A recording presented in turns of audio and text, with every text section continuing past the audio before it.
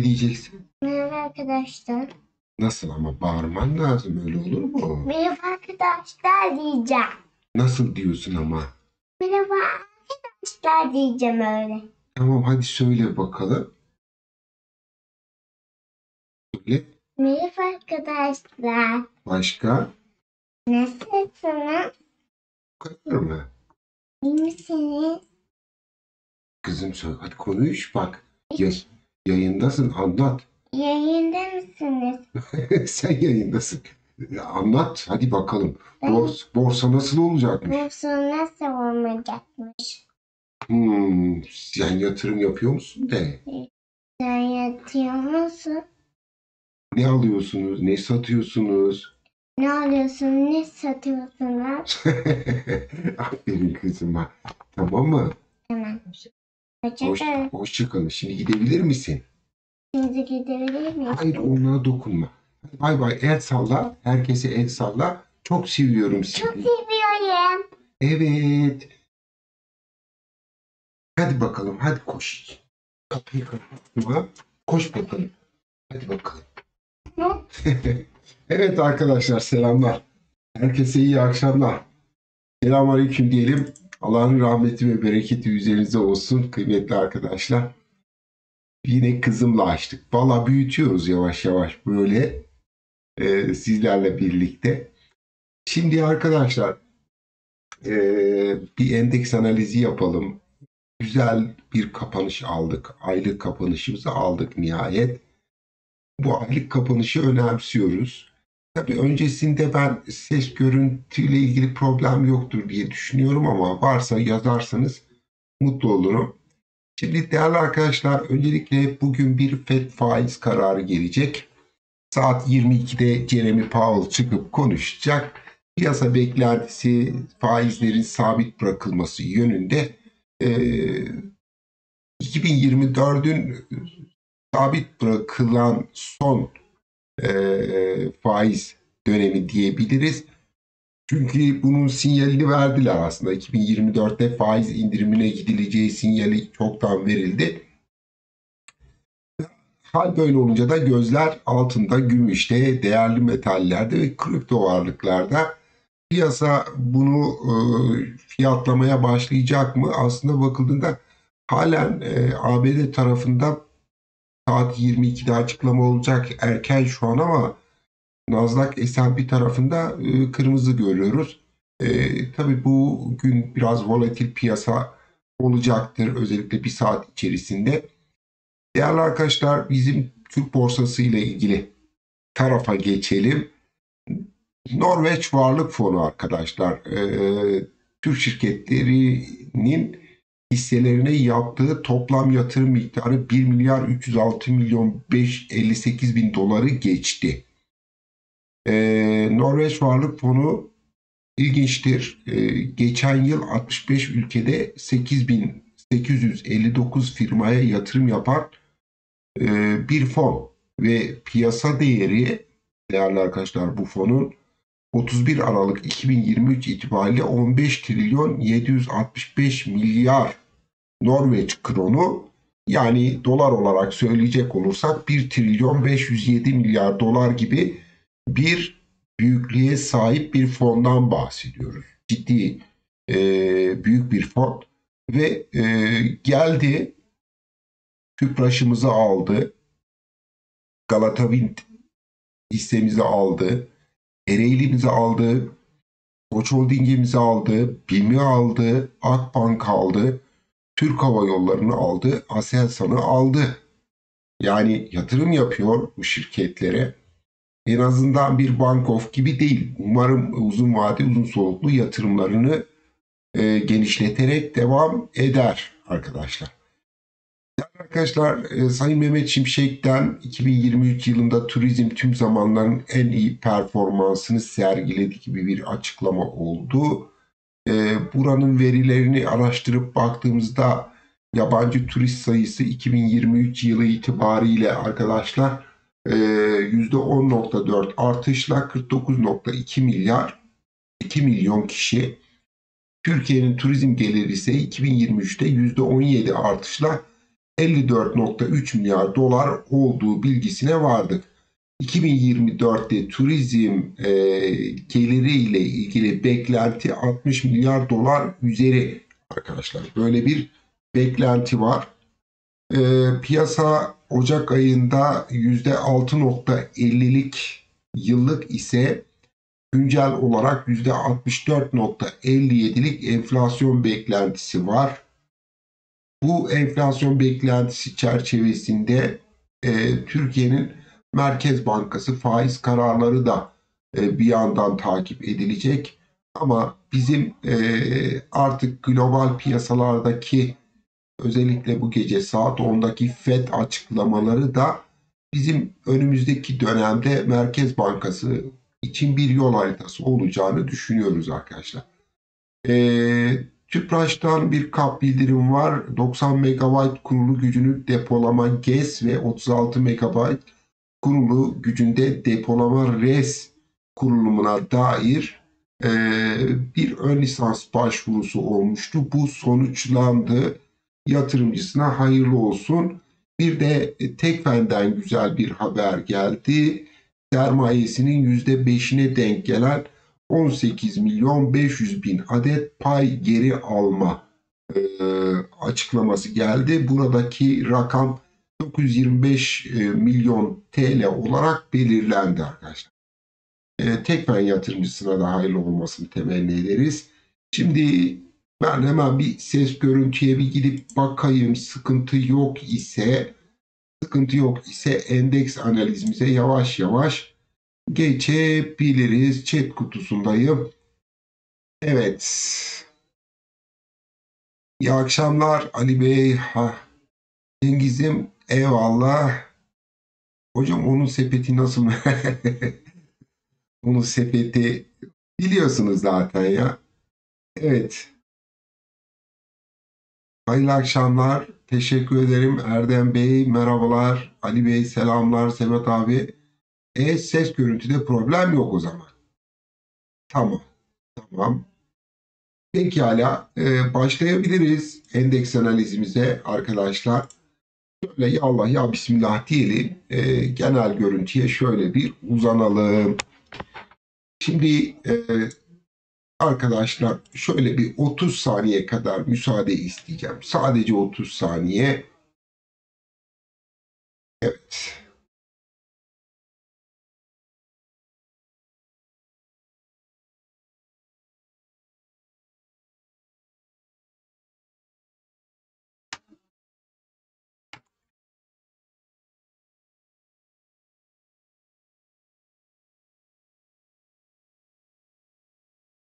Evet, başlayabiliriz arkadaşlar. Şimdi endeksimizdeki aylık kapanışı gidip görelim. Endeksimizde şık, güzel bir aylık kapanış aldık. Şimdi değerli arkadaşlar, bir önceki yayınımızda özellikle bu aylık kapanış konusuna derinlemesine değinmiştik. Demiştik ki, pazartesi günü hatta yayında, çarşamba günü ne olursa olsun, şartlar ne olursa olsun ayın 31'inde biz ne yapıp edip 8335 üzerinde kapanış almalıyız. Çünkü neden biz bu rakamı almalıydık? Değerli arkadaşlar, bugüne kadar aylık kapanış anlamında kırmış olduğumuz rekor bölgesi. Biz ne yaptık? Yukarıda, üstünde çok şık bir kapanış aldı. Öncelikle hayırlı olsun. Artık yeni ayda bu Şubat ayı itibariyle umuyorum bilançoların desteğiyle de biraz eğri oldu ama buradaki bar çubuğu gibi çok şık bir barla yukarı yönlü gidip bir kapanış yapmayı temenni ediyorum. Şimdi artık haftalık kapanış bakmamıza gerek yok. Günlük kapanış anlamında bakıldığında ise bakın 2 gündür burada bir ısrar var. Nedir bu ısrar? Efendim buradaki kapanış var çubuğunun üzerinde kapattık. Evet volatil bir piyasaydı. Gitti geldi ama kapanışı yukarıda yaptı. Tamam, bu da güzel. Şimdi burada bir şeye daha dikkat edelim demiştik. Tarihi zirve noktası, yani günlük anlamda bakıldığında biz burada şu mevcut zirvemizin üzerine gidebilir miyiz? Bunu da yapmamız lazım. Çünkü biz oraya bir değmişiz. Oranın üzerine atmamız gerekiyordu. Bugün üzerine atar gibi olduk. Hatta minörde bakacak olursanız şu kırmızı çizginin üzerinde çok da fazla duramadan geri çekildik. Şimdi gözler nerede? Gözler nerede arkadaşlar? Efendim, bizim gözlerimiz yine nereye bakacak? Burada bizim bir 8470 rakamımız var. 8470. Bu nereden çıkıyor değerli arkadaşlar? Haftalık rekor rakamımız. Yani haftalıkta kırmış olduğumuz rekor. Hatta o biraz kaymış. Şöyle yapalım. 8466 yarın bizim takibimizde olacak. Biz bu cuma gününe kadar da biz bu sefer neyi takip edeceğiz? 8466 üzerinde. Hatta orayı düzleyelim, akılda kalsın. 8460 sanırım. Biraz daha aşağı geleceğim. Şöyle tam nizami bıraktım. 8465 arkadaşlar. 8465. Biz şimdi burayı izleyeceğiz. Ne zaman izleyeceğiz? Perşembe ve Cuma günü. Yani bu önümüzdeki 2 gün 8465 üstünde kalıcı olup olmayacağımızı ısrarlı ve istekli bir şekilde izleyeceğiz. Şimdi hocam 8465 kırılmadı diyelim ki. Üzerinde kaldık. Yani neyi izleyeceğiz? Arkadaşlar, şu iki kırmızı bant ile mavi bant aralığındaki kapanışlar day trade scalping yapan arkadaşlar için güvenli alandır. Yani günlük işlem yapıyorsanız 8465 üstünde olduğunuz sürece güvendesiniz. 8465 altına sarkmalarda 8335 hedefi gözetilir. Burası takip edilir. Şimdi bunu da neden söylüyoruz? Şimdi bizim bu zirveyi belki hani gideriz yukarıya bir değdik. Bakın, burası bizim kat icazeti aldığımız bölgenin alt bantından üst bantına. Yani peki burası nereden çıktı? Bu kat icazeti dediğiniz yer nedir diye soran arkadaşlar olabilir. Hemen hatırlatalım. Efendim, genel seçim bölgesindeki çalışan çanak kulp bölgesi bizim birinci kat, ikinci kat, üçüncü kat arkadaşlar. Şimdi biz üçüncü katın zirvesine doğru yaklaşmışken bu bölgelerde aynen genel seçim döneminde olduğu gibi bir sağ taraf arayıp bir de filama görüntüsüne doğru uzanıp onay almışız ama bir daha iner miyiz? İnip de bir sağ taraf çalışır mıyız? Ben ineceğimizi düşünmüyorum. Ama olur da iner isek değerli arkadaşlar, 8335 noktası ciddi anlamda takip edilmeli. Peki hocam neden inmeyeceğini düşünüyorsunuz? BIST 30 endeksi yüzünden inmeyeceğini düşünüyorum.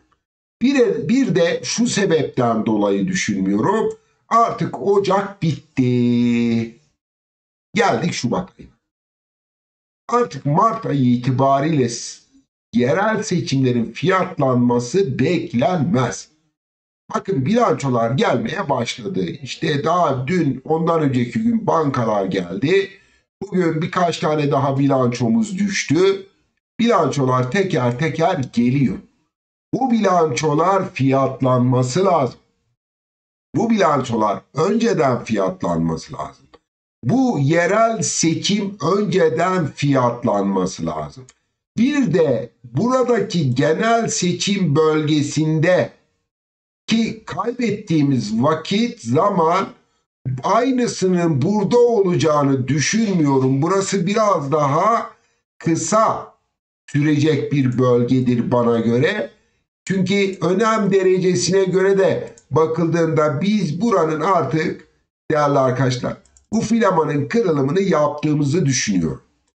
BIST 30 endeksine gidelim bakalım. Bir defa beklentim nedir? Beklentim 9750 ve üstü. Bu hareketi agresif bir şekilde yapmak. Eğer kırarsak hay hay, kıramazsak bu yeni kat icazetimiz, dördüncü kat bize hayırlı olsun diyeceğiz zaten. Şimdi bu aşamada 9780-9750 bandı takibimizde. Zaten basamak basamak gidiyoruz. Kademe kademe gidiyoruz. Hedeflerimiz de belli, yol haritamız da belli. En basit haliyle Trend Trader'la dikkat edin, biz burada oyuna nasıl girdik? 23 ile girdik. 78 ile oyundan çıkacağız. Bir defa açık ve net söyleyeyim. Beklentim bundan daha büyük bir dalga üretmektir. Bu üretilen dalganın benzerini biz pandemi dibi itibariyle yaşadık. Umuyorum daha büyük bir dalgayla herkes yatırımlarının karşılığını alacak şekilde bu hareketi devam ettirebiliriz. Şimdi değerli arkadaşlar, ben şundan imtina ediyorum, korkuyorum daha doğrusu. Bazı arkadaşlar bize ulaşıyorlar, özelden de olsa, Twitter'dan da olsun, direkt telefonumuza da olsa. Hocam maşallah her dediğiniz takır takır gerçekleştiriyor, biraz dikkatli olun. Bu piyasa yamyamdır, acımasızdır. Bu piyasa geri çekildiğinde siz sürekli boğa modundasınız. Geri çekildiğinde sizi üzerler. Siz üzülmeyin diye şeklinde mesajlar geliyor. Arkadaşlar ben zaten teknik göstergelerde bozulma olduğunda bunun rahatlıkla söylüyorum. Eğer teknik göstergeler pozitif taraftaysa benim sürekli boğa modunda olacağımı da az çok tahmin edersiniz. Bu şartlar altında ben halen güçlü boğa tarafındayım. Bakın biz teknik dışında bir şey konuşmuyoruz. Teknik bize neyi söylüyor ise biz şu bölgede ABC düşüşünün olduğu bölgede şunu yapmadık mı arkadaşlar? Ben bunu genel seçim döneminde de yaptım. Yerel seçim döneminde de yaptım. Bizim düşüşün başladığı nokta itibariyle en basitinden şöyle bir analiz yaptık değil mi? Dip noktası. Arkadaşlar yani buyurun %50'sinin üstünde, 61.8'in üstünde biz bu bölgenin bir tepe taraflı olduğunu hep söylemiştim. Evet, borsamız acımasız. Vallahi alem bu düşüşlerde hisseleri %70, %65 geri verdiler. Boşalttılar. Takır takır milleti mahvettiler. Eyvallah, ama sabırlı olanlar bir şekilde doğru hissedeyse kazanacak. Kazanmak durumunda kalacak. Şimdi bakın arkadaşlar, biz BIST 30 endeksine bir gidip bakalım. Endeks 30 tarihi zirveyi geçtin mi? Bizim analizlerimizi baştan yapalım. BIST 100 tarafında yapmıştık. Şimdi bakın aynı şeyi burada yapıyorum. Endeks 30'a aylık anlamdaki kapanışına bir soru soralım. Tarih zirveyi geçtin mi? Soru bir bu. Birinci soru, geçtin mi? Evet. Güzel. En zirveyi geçmişsin. Peki güzel BIST 30 tarihi zirveyi geçtin mi? Evet. Tarihi zirveyi de geçtim. Artık yani yukarıdayız değil mi? Aylık tarihi rekorumuzu kırdık. En zirveyi geçtik. Günlükteki zirvemiz geçildi. Şimdi hocam siz seversiniz. Hani o kat icazetlerini seversiniz. Endeks yüzde yapıyorsunuz. Endeks 30'da da yapın. Bakalım burada ne çıkacak? Madem o kadar iyi analiz yapıyorsun, burayı da göster bize. İnanalım BIST 30'a. Özellikle bugün gördünüz mü bilmiyorum. Endekste bir kritik gevşeme oldu. BIST 30'u anında nasıl yukarı verdiler? BIST 30 hisse senetlerini. Fark ettiniz mi bilmiyorum. Şimdi bazı şeyler anlamlıdır. Anlamlandırmak lazım. Ben bu temasımla ilgili değerli arkadaşlar hemfikir miyiz? Yani şunu söyleyebilir miyim size? Arkadaşlar ben buradaki tarihi zirveyle bu BIST 30 endeksinin şu bölgelerde çalışan formasyonunu kat icazeti olarak kabul edeceğim. Buraya bir çanak kulp diyeceğim. Bu çanağın fincan kulpun kahvesini katları çıka çıka asansörle geze geze gidip içeceğiz. Kahvemizi içeceğiz. Hadi gidelim, kahvemizin birinci katta yudumlamaya başladık. Bakın dikkat edin. Lütfen dikkatli olun. Şöyle Nizami ile yakınlaşayım. Temasımız tamam. Şimdi burada fincanda içtiğimiz kahveyi burada koşarak gitmiş asansör. Asansör burada hiç durmamış, yolcu almamış. İkinci katta. Gelsin bir kat icazeti daha. Buraya da atalım. Şimdi burası biraz dikkat, yakınlaşmamız lazım. Tam değdirmem. Yani şöyle tam otursun şuraya. Evet. Şimdi dikkat edin.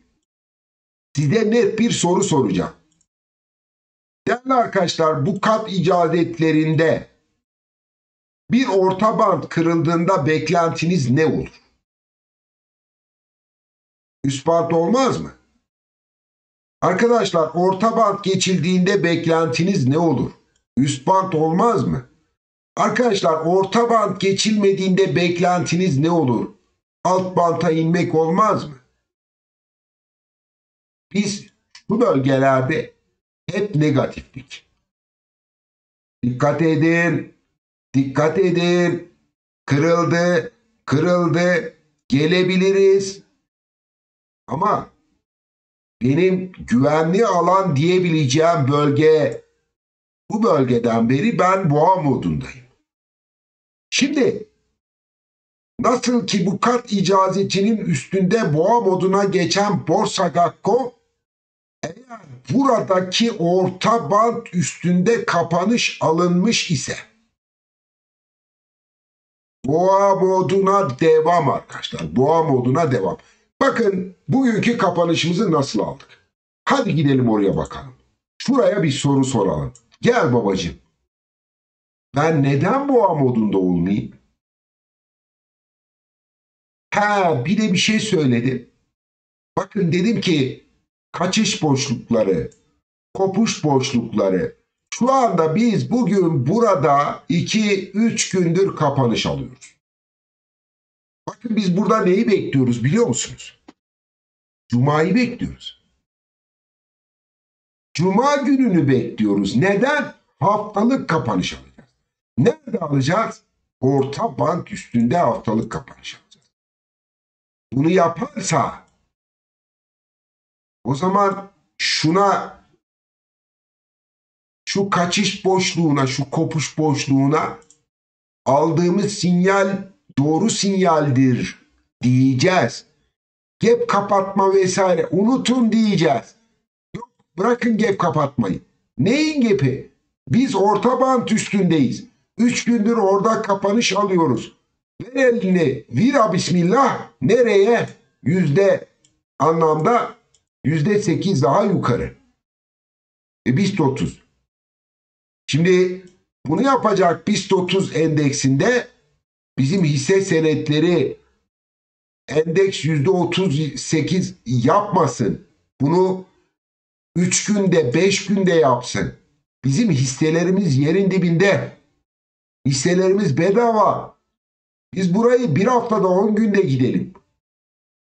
Bu şekilde kopuş boşluklarıyla gidersek para kazanamazsınız ha, açık söyleyeyim. Şimdi herkes şunu söylüyor. Ya gidiyoruz geliyoruz, gidiyoruz geliyoruz, aynı yerimizde sayıyoruz. Gün içinde al-ver yapıyorlar ama hacim var. Hisse senetlerinde birileri alıyor. Şimdi burası %8'lik bir marj kat icazetine göre. Peki tamam.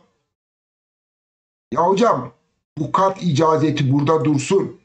Sen bu bölgede hani bir de filama çiziyordun vesaire vesaire.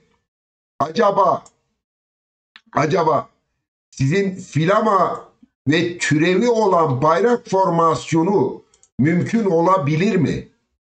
Değil mi? Böyle de bir soru var.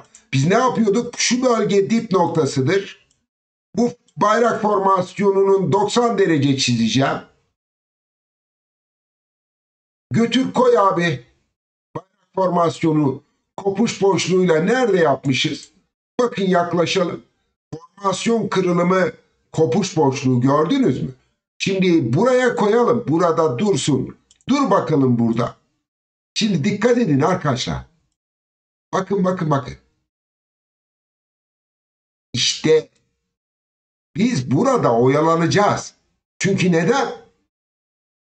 TL bazlı grafikte X yüzde, endeks yüzde, biz bu lineer anlamdaki filama boyunu gittik, üstündeyiz. Burası gecikmiş bir hareket.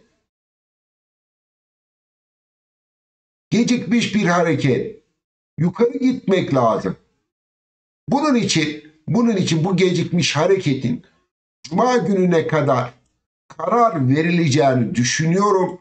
Cuma gününe kadar bu bölgede biz gitgellerimiz olabilir. Cuma günü kapanış inşallah arkadaşlar 9070 üzerinde olur. Biz yeni haftaya başlayacağımız bölge burası olacak arkadaşlar. Burası olacak endeks 30 adına. Şimdi burada hani demiştik ki arkadaşlar gayet sakiniz, ılımlıyız, bekliyoruz. Hisse senetlerinde de bazı dönüş emareleri vardı. Zirve itibariyle tepe formasyonları vardı. Onlar bozuldular, trendine geri dönüşler gördük. Her şey şu an 10 numara 5 yıldız ilerliyoruz. Hal böyle iyi, güzel de 10 numara 5 yıldız ilerliyoruz da hisselerde çıkıp da hocam ikili tepe mi oldu? Ya hisse dip yapmış, yerin dibinde ikili tepe mi oldu diye soranlar. Çok panik, çok korkuyoruz. Borsadan korkmayın arkadaşlar. Borsadan korkarsanız sürekli al sat yapmak durumunda kalırsınız. O yüzden sabredenler bu dönemdeki beklediğimiz impuls dalganın içerisinde güzel para kazanacağını öngörüyoruz ve düşünüyoruz. Şimdi değerli arkadaşlar endeksle ilgili çok da derinlemesine detaylı analiz yapma gereği duymuyorum. Çünkü her yayınımızda biz endeksin gayet kritik ve güzel noktalarını belirliyoruz. Bu yayınımızda da biz bunu yaptık. Bir konu daha var ki kredili işlemde ciddi güzel azalma var. Onu gördük. Bakayım ekran görüntüsü olarak var mı? Orada vardı sanırım. Evet. Yok pardon bu değil. Bu değil. Onu silmişim. Kredili işlemlerimizde de gayet güzel azalma var. O yüzden ben Cuma gününe kadar buradaki teknik kırılımı yapıp yukarı yönlü hareketimize devam edeceğim. Şimdi dilerseniz arkadaşlar hisse senetlerine geçelim. Değerli arkadaşların sorduğu hisselerle yolumuza devam edelim. Ama sizden rica ediyorum sepet hisselere ben girmeyeceğim. Sepet hisseleri sormayın. Gizli saklı işimiz de yok. Sepet hisselerimiz zaten burada tabloda var. Bugün PR kablomuz güzel gitmiş. Diğerlerinde ufak tefek hareketler oluyor. Sepet hisseler dışında hisse sorarsanız analiz edeceğim arkadaşlar. Evet. Can abi hoş geldin. Yetiştim bu sefer demiş. Eyvallah. Şimdi arkadaşlar Alkar geldi. Dayadım krediyi, bastım hisseye, korku yok güm güm güm. Ayda biz ne anlatıyoruz Ali abi, kredi. Arkadaşlar kredili bilmiyorum da risk yani. Evet, bir Alkar'a gidelim.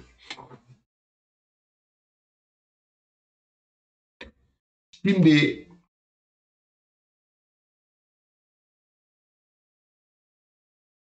değerli arkadaşlar, Alarko Carrier'da biz şu bölgede çok nizami, çok güzel bir formasyonumuz vardı.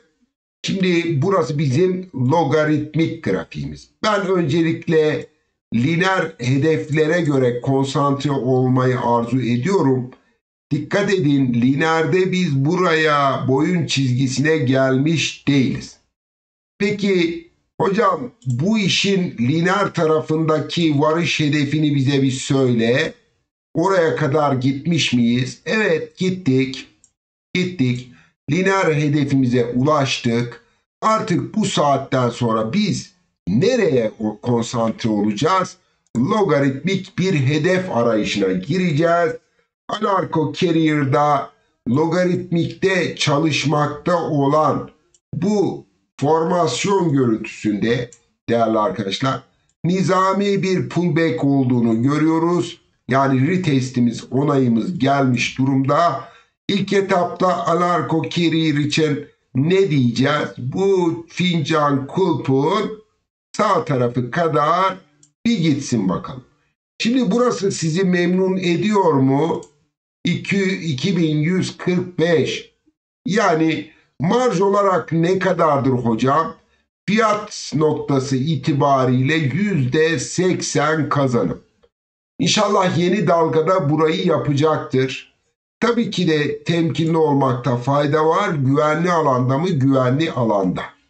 Şimdi Alarko Carrier zirvesi itibariyle şu düşüşün Fibonacci seviyelerine göre analiz edip de günlük takip eden arkadaşlar olabilir. Hadi buraya da bakalım.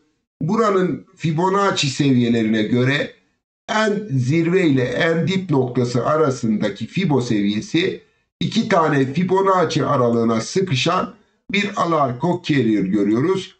1139 ila 1201 bandında bu hareketleri izleyebiliriz. Bir sıkıntı var diyemeyiz arkadaşlar. Evet. Abdurrahman abi hoş geldin. Eyvallah, iyi akşamlar. Smart G. Smart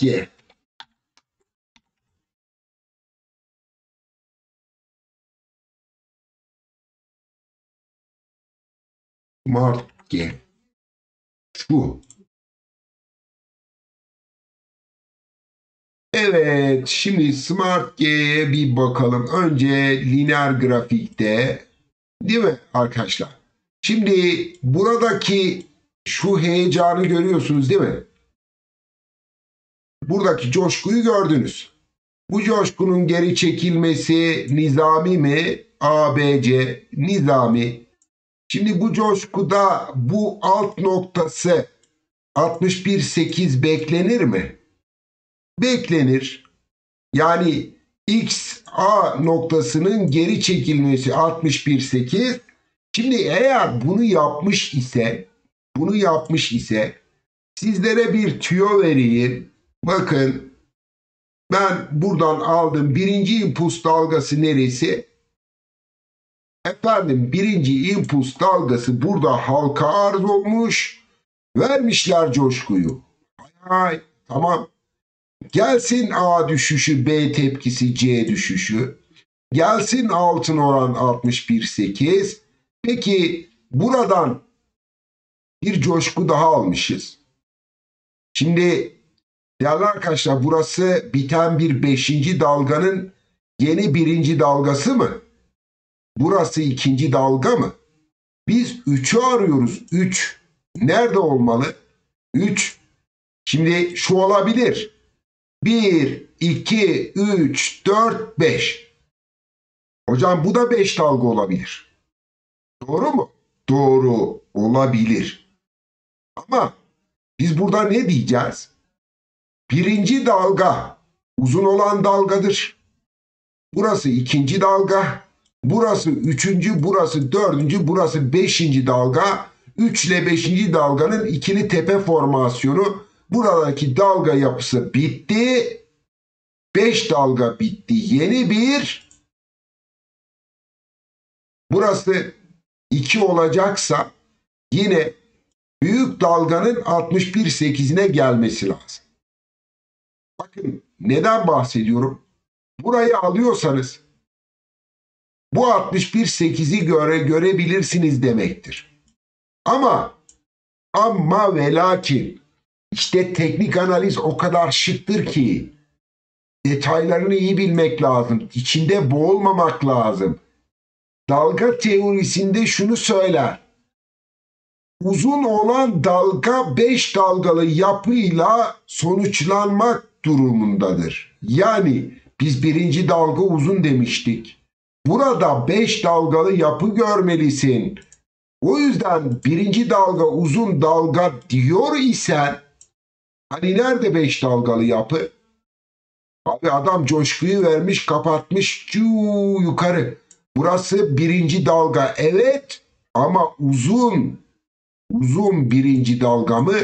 Hayır arkadaşlar. Hayır. O yüzden biz burayı birinci dalga, ikinci dalga dönüyoruz tekrar. Trend temelliyi alıyoruz. Trend temelli başlangıç ikinci dalga bitişi. Değerli arkadaşlar bu enstrümanın ilk kar realizasyon bölgesi 136.80'dir. Neden? Uzun birinci dalga yok. Burası 1'dir. Evet burası ABC düşüşü 2. Bakın burada 5 dalgalı bir yapı oluşuyor. Yani siz gittiniz. Burası ABC düşüş şeklinde düşünün.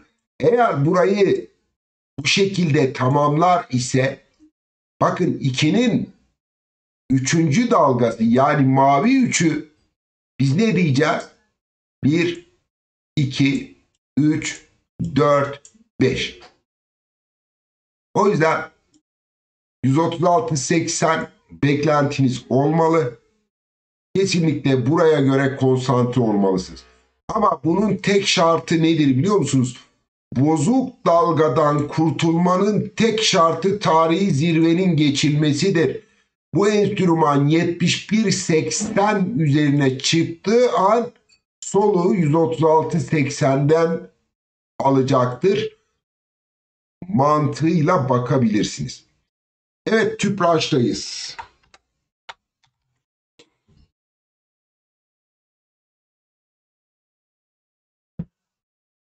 Ahmet abi DESA'ya daha 2 gün önceki videoda baktım abi. Sepet hissemizde DESA'ya 2 gün baktım. 2 gün önceki videoda DESA analizim var. Daha bir yere gittiği de yok. Eğer yanlışsam Cengiz abi düzelt. 2 gün önceki videoda ben var biliyorum. DESA baktık çünkü hatırlıyorum. Bakmadıysak bakalım tekrar. Evet tüpraştayız. Şimdi arkadaşlar ben tüpraşın bu grafiğini incelemek istemiyorum. Çünkü neden? Bakın burada bir trend var. Bir impuls dalga var ve bu impuls dalga bu bölgede olduğu gibi bu bölgede olduğu gibi bu bölgede olduğu gibi ve bu bölgede olduğu gibi yine bu bölgede de seans içi düzeltmelerle yeni impuls dalga oluşturma kabiliyeti var. Var. Peki ben burada hedef verebilir miyim? Şunu yaparım derim ki burası bir filama. Bu filamada kırılımda şuraya gider. Ama bu sizi tatmin etmez. Soran arkadaşı tatmin etmez. Ben olsam etmez beni yani. Şimdi peki hangi gözle bakacağız? Nasıl bakacağız? TL bazlı grafikte adam kopmuş gitmiş. Ben burayı en fazla şunu yaparım. Derim ki pandemi dibi itibariyle alırım şurayı. Bu da seni tatmin etmez. Çünkü şunu yapabilirsiniz. Ya ben tatmin olmadan ziyade ben uzun vade gitmesini isteyeceğim, kabulleneceğim bölgeyi bana söyle diyorsanız hayır. Yani şuraya ben bir kanal çizdim. Kanalın üst bantını işaretledim. Bir defa regresyon kanalımızın orta bant davranışlarına şöyle bir bakalım. Bakın kırıldıktan sonra direnç attı. Ta alt banta nasıl uzanıyoruz? Yatayda uzanıyoruz değil mi arkadaşlar? Yatayda. Ufak tefek yukarı aşağı yatayda uzanıyoruz. İyi, tamam, güzel, üst bant alt bant geçerli değil mi? Bir ikinci temas. Bunu yaparsa ben zengin olurum. Gakko etme eyleme. Ya bunu yaparsa ben zengin olurum. Gakko etme eyleme diyebilirsiniz. Zaten biz aylık grafikteyiz değil mi? Bizim işimiz günlük işlem yapanlar değil. Zengin olma hayali kuranlarla. Biz nereye hedefliyiz?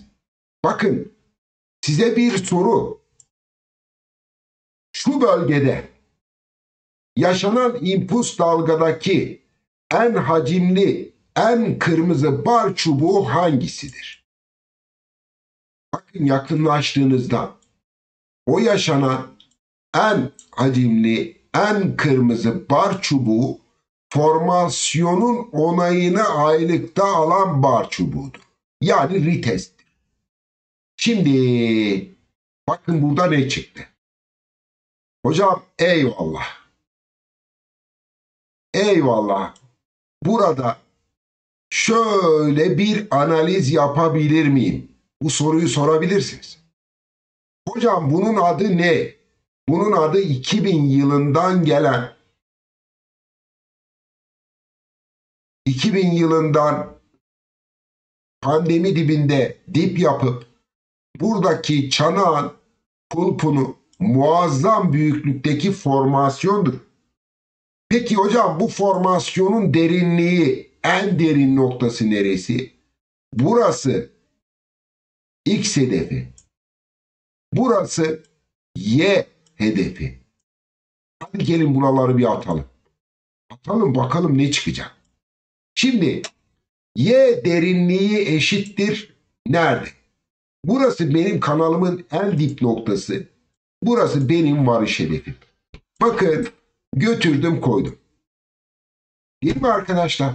Şuradan da alsanız, buradan da alsanız aynı derinlik, kırılım ve onay bölgesine koyuyorum. Şimdi bu amcam ne yapmış? Bu tüpraş amcam. Just a moment demiş.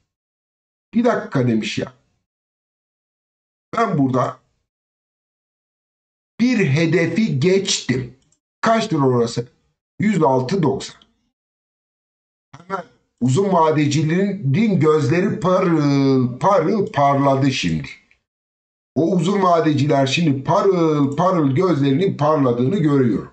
Eyvallah. Şimdi burada da bir hedef var. Hocam bunu da koy. Koydum. Bakın orta bant değil mi? Orta banta gitmek istiyor. Peki orası kaç lira? 199 lira. Bu iki güvenli alanda 106 ile 199 arasındaki sınavında başarılar diliyorum. Yani 199 hareketi başlıyor ama bu hissenin genetiğinde bir şey var. Hani yataya alıp dinlenip ondan sonra üst bant hedefine gitme, üçüncü temas bölgesine ulaşma arzusu her daim var arkadaşlar. Evet. Hocam bu sefer şöyle bir şey yapayım diyorum. Sasa, Yunsa, Desa, Enerjisa, Aksa'dan bir sepet yapayım. Sağ. Ne diyeyim? Ne diyeyim? Bu da bir bakış açısı. Evet, Sasa, Yunsa, Desa, Enerjisa, Aksa. Eyvallah. Desa 29 Ocak. Bakın 29 Ocak 2 gün önce. Cengiz abim eyvallah. Eyvallah. Teknosa. Teknosa. Teknosa'da varmış. Evet, o Özlem Hanım'a söylüyor sanırım onu. Hocam Bera dedi. Şimdi ah Bera ah. Ne olacak bu Bera'nın hali? Şimdi değerli arkadaşlar, ben Bera'nın logaritmik grafiğinden çıktım. Ben Bera'nın lineer grafiğindeyim. Bera bu bölgeyi bir destek yaptı. Maşallah, maşallah, maşallah ve maşallah. Şimdi Bera keleği nerede yaptı? Bera şu bölgedeyken Borsa.com bir analiz yaptı. Buraya bir etiket koydu yayında. Yani yaptık mı bunu? Yaptık. Canlı yayında hatırlıyorum arkadaşlar, Bera kırılım yapmış. Onayını almış. Bera da bu bölgede dikkat ediyor musunuz? Şu bölgede özellikle piyasa negatifken hisse öyle bir sağlam durdu ki kale gibi durdu. Tabii ne yaptılar biliyor musunuz? Çok güzel mal dağıttılar. O kadar güzel mal dağıttılar ki abi 16.04 altına indiğinde de kimse duyguya yer yok deyip stop olmadı. Olanlar oldu mu? Mutlaka var. Çünkü stop loss bitti. Bera nitekim geldi. Desteği çalıştırdı. Bakın iddia ediyorum buraya bir tobo çizmiştir. Çünkü neden? Minörde bakacağım şimdi. Bizim teknik dip dönüş formasyonlarının adı nedir diye sorsam herkes der ki 1 tobo, 2 ikili dip, 3 çanak kulp. Üçgen formasyonu arar mısınız? Burada aramazsınız. Hadi gidelim. 2 saatlik yeter herhalde bize. Alın size tobo. Bu bir tobo mu? Bu bir tobo. Bu bir sol omuz mu? Sol omuz. Bu bir baş mı? Bu bir sağ omuz mu? Bakın şimdi şu bölgedeki tuzaklara bakın. Özellikle neckline üzerindeki davranışlara bakın. Bakın burası 2 saatlik time frame. Kırdım. Onay aldım. Yukarı gidiyorum. Onay aldım. Yukarı gidiyorum. Tuzakladım. Aşağı geldim. Aşağı geldim. Yukarı çıktım. Çiu. Gitti. Bakın bu ara, bu dönemde şu hareketleri çok göreceğiz. Bu hareketler elinizdeki malı almaya yöneliktir. Peki aldılar mı? Aldılar. Şimdi burada ne beklenir? Birinci hedefiniz gelmiş mi? Gelmiş. Piyasa bozarsa bir onay daha. Kusura bakmayın bu işler böyle. Peki piyasa bozmazsa ya yemişim onayını orada 40 kere onay aldım bırakın beni. Bırakın yakamı ben gideceğim derse de vallahi götürürler 14.67'ye. Bakın dedim ya şu bölgedeki Ali Cengizleri çok göreceksiniz. Alın size Sasa. Ve benzer görüntü alın buyurun. Sildim. Dikkat edin şu bölgeye. Bakın. Çanak kulp. Hatta uzattınız. Sol omuz, baş, sağ omuz hiç fark etmez. Yukarı kırdım, aşağı kırdım. Yukarı kırdım, aşağı kırdım. Aşağı kırdım. Yarın şimdi buradan bir açarlar. Bu mesafeyi götürürler. Hiç belli olmaz. Dediğim gibi Bu bölgedeki neckline'ların kırılımlarında Ali Cengiz oyunlarını had safhaya kadar çıkarıyorlar. Bunu yapabilirler. Yapmalarında bir sakınca da yok ama sakin kalmakta fayda var tabii ki de. Evet, Vestel. Vestel artık dur değil. Vestel'e biraz dinlensin değil mi? Vestel çok seri kaçtı. Bugün de dur demişler zaten. Şimdi Vestel trendine geri dönmeyi başardı mı? Şimdi arkadaşlar bakın bunun logaritmiğine bir gidelim mi? Biz Vestel'deki büyük formasyon bölgesini nasıl tanımlıyorduk? Burayı düzeltilmiş yapalım. Evet. Buranın büyük formasyonu neresiydi? Vay anam vay. Abo bu ne? Gakkolettin ya, bu nasıl bir çanak kulttur? Bu nasıl bir fincan kulttur? Vay vay vay. Kopup gidecek mi? Bilemem. Ama güçlü hareketler var değil mi bu ara? Şimdi bakın bizim buradaki destek noktası sonrası amcam burayı hızlıca serice götürdü. Valla arkadaşlar hani burayı kırar mı? Şimdi buranın formasyonu minörde neydi? Ne oldu? Gelin bir bakalım. Evet Vestel bakın şimdi saatliğe gideceğim. O kadar tuhaf işler yaptılar ki şu bölgede bir üçgen formasyonu şöyle çizebiliriz. Buranın da derinliğini alalım. Şu bölge önemli. Bakın hedefinin üzerinde kapattı. Yani yarın Vestel 61 üstünde kalıcı olamaz ise ben kalıcı olacağını düşünüyorum. Onu da neden? Burayı bir temas yapıp dinlendikten sonra kırılım yapacağını öngörürüz. Ben Vestel'i güçlü görüyorum. Yarın 61 üstünde kalıcı olma şartı var. Kalıcı olduğu sürece yoluna devam edecekler. Ama uzun vade yatırımcı arkadaşlar. Valla çok büyük pasta var. Bakın çok büyük pasta var. Ben söyleyeyim, kararı siz verin. İsteyen alsın, isteyen satsın. Ama buranın logaritmik pastası 1000 lira arkadaş ya. 1000 TL, 1000 TL.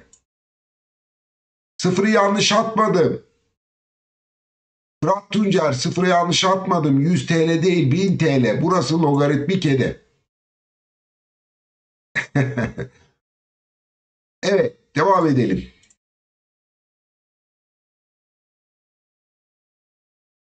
Şimdi GSD Holding USD bazlı. Lütfü abi bakıyorum. GSD Holding. Yani dolar bazlı istiyor Lütfü hocam. Güzel bir yerde duruyor. GSD Holding çok şık bir yerde duruyor. Lütfü hocam. Bakalım inşallah orada da tutunur.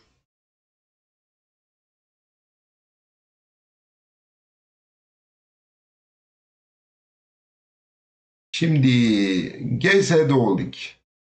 Ne yaptın abi? Yani arkadaşlar bu ne iştir ya? Ya insafsızlık etme. Şu aylık kapanışı aldın artık. Şurayı bir çizelim artık. Üstünde misin, altında mısın? Mübarek ayıptır ya. Herkes uçtu gitti. Gel mıknatıs. Yakala şurayı. Orayı değil ya. Bir dakika arkadaşlar. Evet, yakaladı. Şimdi ikinci yakalayacağım bölge şurası. Şimdi değerli arkadaşlar, özellikle bir ikinci temas sonrası bir kırılım gelmiş. Gitmişiz, aşağı inmişiz. Bir daha gitmişiz, bir daha aşağı inmişiz. Şimdi bir daha yukarı çıkmış mı? Soru bu. Soru bu. Bu aylık kapanışı nerede yaptı? Vallahi üstünde yaptı. Şimdi diyebilirsiniz ki hocam burada aylık kapanışı bu pin bardağını niye aldınız? Şundan neden almadınız? Ya fark etmez, ben en marjlı halini söylüyorum. Yani ben nizami çizim yapıyorum. Diyorum ki üstünde mi altında mı? Arkadaşlar burası 0,13 dolar kırılımını aylık olarak üstünde yapmış.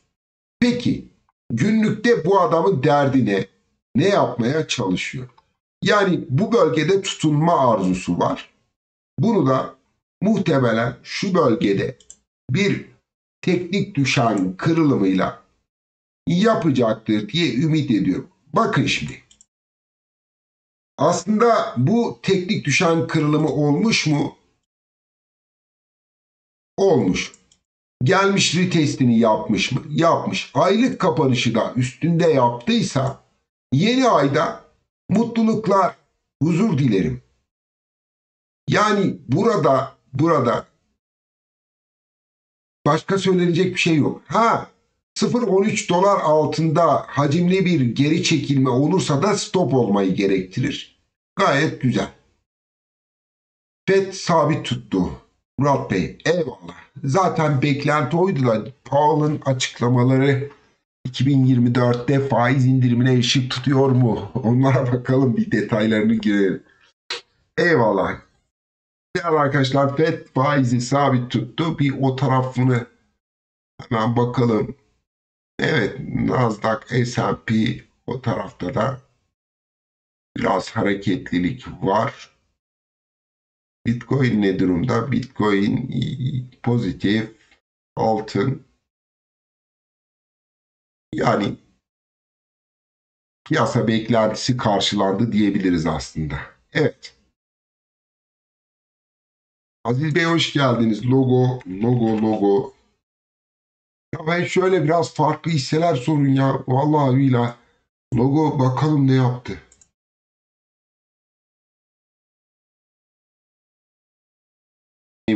Bilanço iyi gelirse logo buradaki hedefine gider mi? Gider.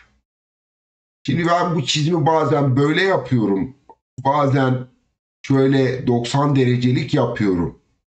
Arkadaşlar bana mesaj atıyorlar. Hocam derinliği yanlış alıyorsun. Arkadaşlar derinliği yanlış almıyorum. Hipotenüsle H yüksekliği koyduğunuzda aynı mesafeleri işaret eder.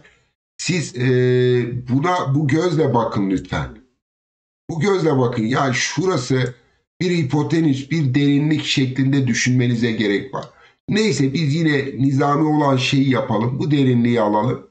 Bizim derinliğimiz, evet, 144 hedefi gelir mi? Bunu izleyeceğiz.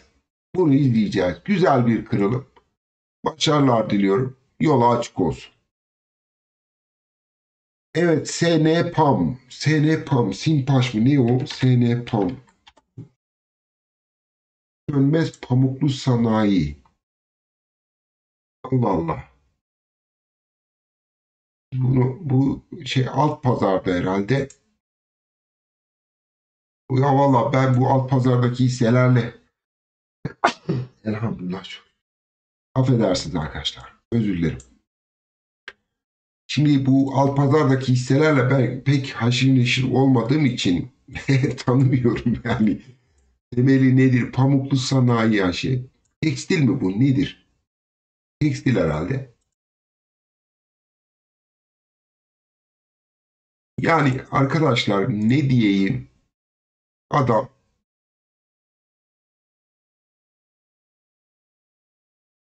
burayı bakın, bu tarz hareket piyasa döndü gider diyemiyorum. Şirket maalesef gerçi BIST 30 hisseleri de dahil bunu yaptılar, yani yapıyorlar da. Biz yine nizami konuşalım. 82.70 arkadaşım hissede destek noktasıdır. Bana göre gelişmekte olan bir ülke olduğumuz için evet 82.70'de bir kademe alım yapılabilir. Ama asıl alım bölgesi 50-75 bölgesidir bana göre.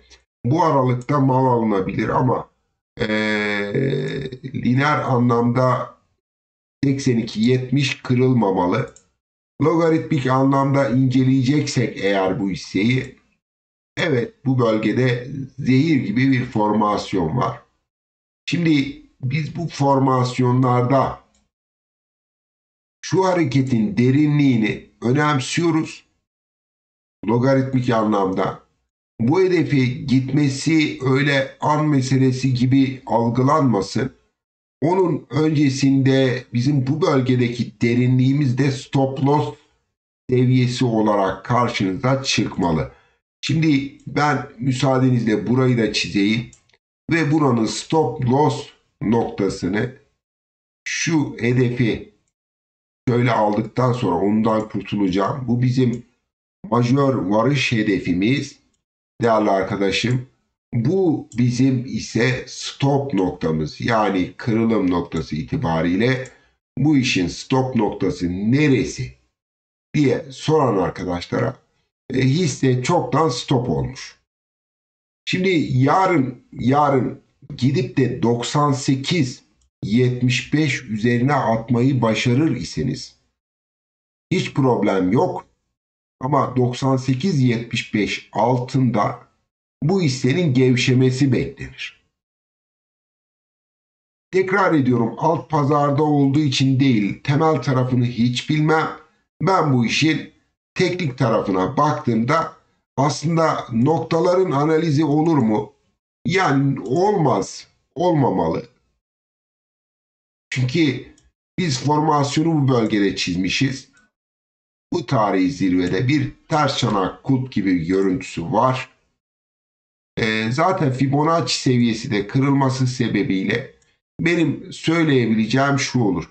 Yani bu hisse acilen 98-50 üstüne atmalı. Evet. Adem Cirit Vespe.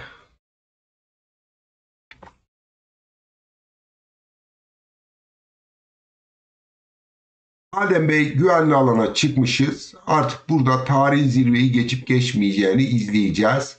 Evet, bu bölgede bir tepe görüntüsü oluştu.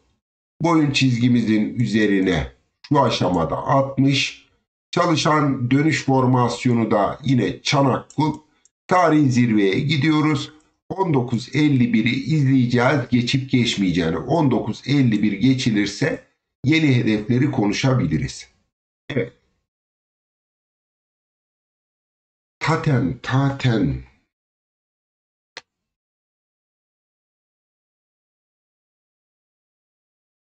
Evet, 39.64'ün önemine değinmiştik. Kalıcı olmalı demiştik. 39.64 üzerinde kalıcı olmuş. Minörde bakarsanız burada da bir toba formasyonu görüntüsü var. Hemen şöyle çizdim zaten. Sol omuz, baş, sağ omuz. Taten bu kırılımı da yapmış. Yeni tobonuz hayırlı olsun. Evet, Taten 63-70 hareketine başlamıştır. Gayet güzel. Biz bu hisse senetlerinde bunları görmemiz çok sevindirici. Yani çok mutlu ediyor bizi. Gitsinler abi. Bunlar hepsi teker teker. Çünkü abi bu nedir bu insafsızlık? Milleti içeride, gerçi stop olan çoktan olmuştur da artık burada 63-70 tarihi zirvesi hedef olarak izlenmeli. Faruk Bey Penta istiyor. Penta.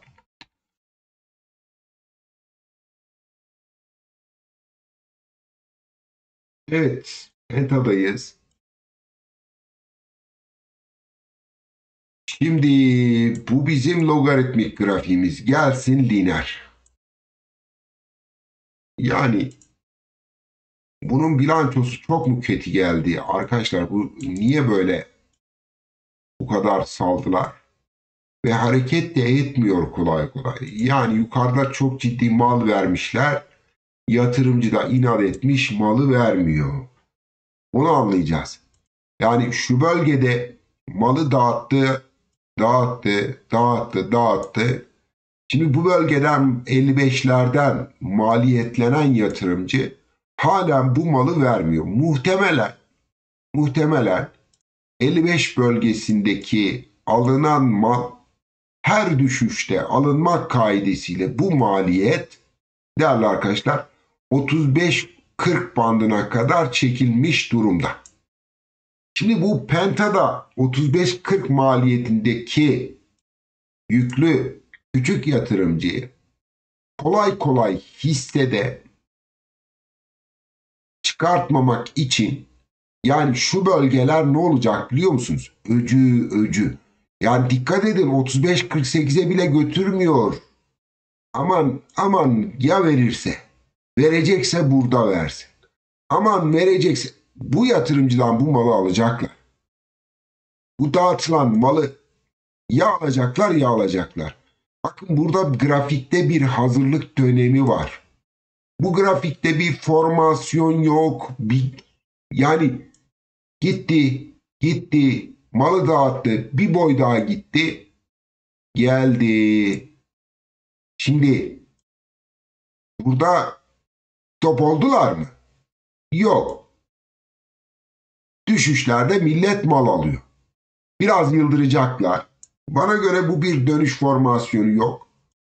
35-48 bölgesine doğru bir hareket yapıp bir formasyon çalışabilir. Bu da biraz zaman alacaktır. Şöyle bir dönüş bekliyor muyuz? Piyasa çok iyi olursa şu dönüşü yapabilirler mi? Evet. Yapabilirler, malı toplayıp toplamadıklarıyla alakalı bir durum olur. Bunu da ben zannetmiyorum. Burada mal dağıtma bölgesi çok net, mal toplama bölgesi de çok net arkadaşlar. Şimdi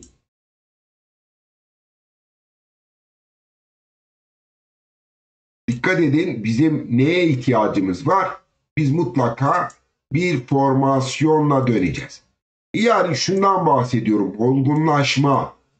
1-2, yukarıda 2, aşağıda 2. İşte dedim ya yukarıda 3, aşağıda 3, yukarıda 4, kırılım geldi. Onay nereye? Buradaki derinliğe. Taş derinliği. İşte bu bölgeye gidip sonra bir sağ taraf formasyonuna dönmek isteyecek. Bence olgunlaşma çabası içerisinde çok vakit kaybetmemek gerekir bu tarz görüntülerde. Düşüncem böyle olsun arkadaşlar. Evet. Kıymetli arkadaşlar bugünlük de bu kadar diyorum. Mümkün mertebe yayınları kısa tutmaya çalışıyorum. Zaten beğenileri de arttırmamışsınız. Bu ne? 130 beğeni. Hadi biraz beğenileri arttırın arkadaşlar. Gider ayak.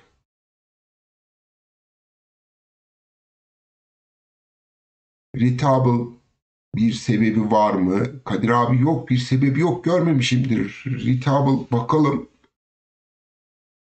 Retable.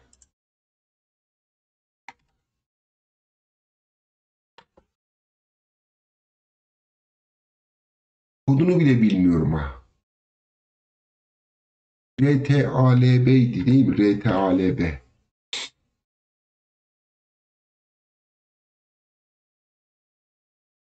Evet. Şimdi benim bu hisseyle ilgili söyleyeceğim net bir şey şudur. Bu bölge bir formasyon bölgesidir. Evet, burada bir pasta alacaklarsa, bu pastayı götürmeye çalışacaklarsa bu bölgede de dökmeye çalışıyorlar. Şimdi hisse ne zaman ki 15-30 üzerine atarsa bu hissede ben yukarı yönlü hareket beklerim. 15-30, 15-20, 15-30 çok önemli olacaktır. İyi de 15-30'u kıramazsa ne olur? Yani bu bölgede oyalanıp büyük formasyonun içerisinde vakit geçirebilir. Büyük formasyon bölgemiz neresi? İşte hisse kendini öyle bir ayarlıyor ki bakın yani yukarıda bir üçgen çiziyoruz değil mi? Üçgen formasyonu. Aşağıda 2 temasımız var. Yukarıda 2 temasımız var. Şimdi buraya iki yönlü de bakmak lazım. Aşağı ve yukarı. Bakın ama biz şu aşamada şöyle bir olgunlaşma olsa işte 1, 2, 3 Aşağıda 1, 2, 3, 4 temas kırılım. Yani bizim aradığımız görüntü nedir aslında? Bu tarz görüntülerdir. İşte RTL laboratuvarları. Ya işte bir pandemide operasyonu yaptılar. Güzel de para kazananlar oldu. Eyvallah.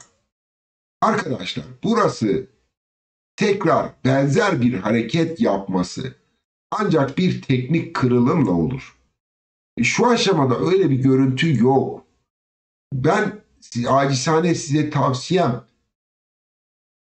görüntüsü olgunlaşmış, net oluşmuş. Mesela bir haber ani haber akışı oldu. Burada kırılım geldi. Onay aldı.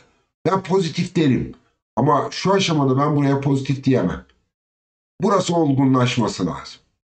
Buranın olgunlaşması belki de 2026 yılına kadar sürecek. Bilemiyorum. Ani bir haber akışı olur. Yukarı kırar ayrı. Ama burada bu grafiğin 2025-2026 yılına kadar çok büyük aksiyon yaşanacağını düşünmüyorum. Nereye gidebilir? 20.48'lere kadar gidebilir. Ya da formasyonu büyütmek için bir tuzaklama bölgesi oluşturabilir. İşte burada 20.48'i kırdı, geri içeri aldı, bu tarza dönüştü. Bunlara hay hay ama teknik görüntüde bir kırılım olmadığı sürece hayır arkadaşlar.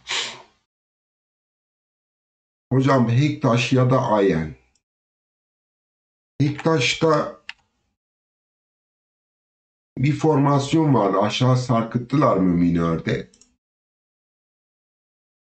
Ya burası ikili diptir ya. İkili dip yapıyorlar ya. Burası net bir şekilde bence ikili dip. İşte tuzaklar, Ali Cengiz oyunları, her şey var. Hisse bir yere mi gitmiş abi? Sen neden daha halen aşağı sürüyorsun bu hissi? Yok. Üstünde halen. 1, 2, 3, 4. Arkadaşlar buranın dikkat edin. Çanak kulp yapıyoruz. Herkesi geri boşalttılar. Sim formasyonu yapıyoruz. Herkesi bir daha boşalttılar. Gittik, onay aldık, gittik, onay aldık, gittik, onay. Yani artık var ya suyunu çıkardılar bu hissede. Muhtemelen hissede kredili olanlar var. Yüklü kredili olanlar var. Onlara da kolay para kazandırmazlar yani. Ama malı topluyorlar mı? Evet, AKD'lerden görüyoruz, topluyorlar. Götürürler mi? Bilançoya kadar Hektaş'ı bir 20-12'lere kadar sürecekler muhtemelen. Ondan sonrası da bilanço diyelim. Evet dostlar. Efendim hepinize iyi akşamlar diliyorum. Bugünlük de bu kadar diyelim. Hoş kalın, hoşça kalın. Allah'a emanet olun. Kendinize iyi bakın arkadaşlar.